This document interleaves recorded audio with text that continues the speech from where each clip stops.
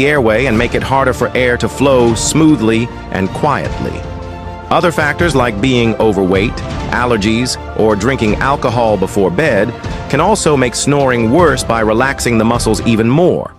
If snoring is loud or happens often, it might be a sign of sleep apnea, a condition where breathing briefly stops during sleep. It's a good idea to see a doctor if you're concerned or unsure. So next time you hear someone snoring, remember it's their body trying to keep their airway open, but sometimes it needs attention and possible treatment.